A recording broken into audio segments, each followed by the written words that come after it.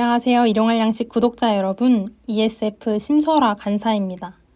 7월 10일 일용할 양식 말씀은 신명기 23장 1절에서 18절 말씀입니다. 오늘 말씀에서는 하나님의 백성답게 살기 위한 법을 가르치십니다. 본문을 살펴보겠습니다. 1절에서 8절까지는 여호와의 총회에 들어오지 못하는 자들을 규제합니다. 신체 일부가 잘려 생식 능력이 없는 자, 혼인 관계가 없는 남녀 사이에서 출생한 자, 특히 암몬 사람과 모압 사람은 영원히 여호와의 총회에 들어오지 못한다고 말씀하십니다. 에돔 사람과 애굽 사람은 3대째가 되어서야 여호와의 총회에 들어올 수 있습니다. 암몬 족속은 출애굽하는 이스라엘 백성들을 영접하지 않았고, 모압 족속은 이스라엘을 저주하기 위해 발람에게 뇌물을 주는 죄를 범했습니다. 이러한 규정을 말씀하시는 이유는 아무나 여호와의 총회에 들어갈 수 없음을 의미합니다. 어떤 자들이 여호와의 총회에 들어갈 수 있을까요? 몸이 정결하고 마음이 정결한 자, 즉 영과 육이 거룩한 예배자들이 그 은혜를 누릴 수 있습니다. 5절을 통해 말씀하십니다. 하나님께서 정결한 예배자들을 사랑하시기에 그분의 주권으로 발람의 저주를 복이 되게 하셨다고 말입니다. 하나님께 예배하는 자들인 우리의 모습은 어떠한가요?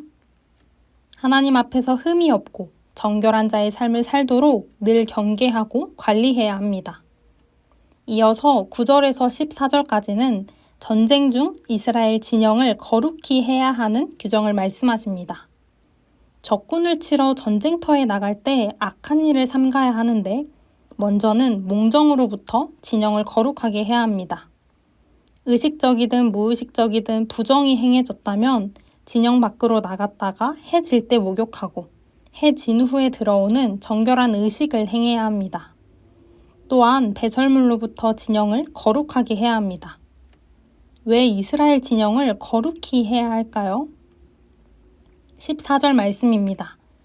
하나님께서 이스라엘을 구원하시고 적군을 넘기시기 위해 진영 중에 행하신다고 말씀하십니다.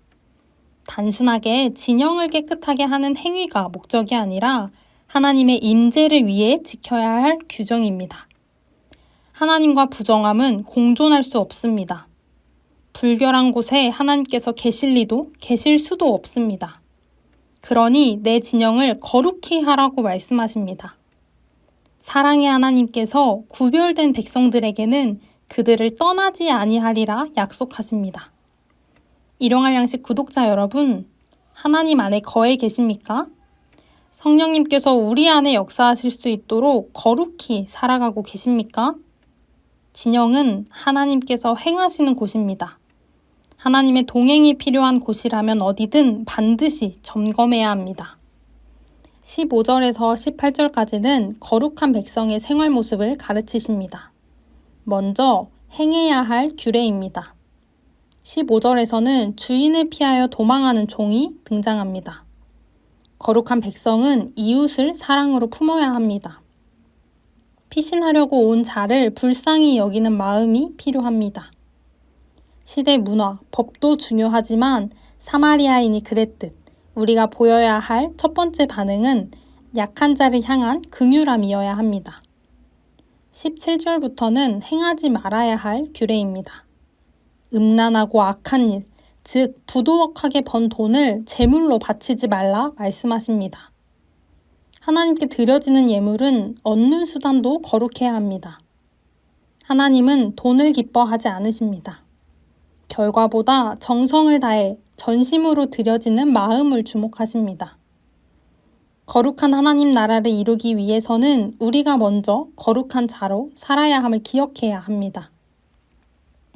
일용할 양식 구독자 여러분, 택함을 받은 하나님의 백성답게 살아가고 계십니까? 영혼의 정결함, 육체의 정결함을 위해 매일 점검하고 계십니까? 하나님께서는 언약 관계를 맺은 백성들과 함께 하길 원하십니다. 택하신 백성을 포기하지 않으시는 하나님께서 진영을 거룩히 하라고 말씀하십니다. 죄가 없어야 하나님 나라 백성이 되는 게 아니라 하나님 나라 백성이기에 오늘도 우리에게 거룩하라 말씀하십니다.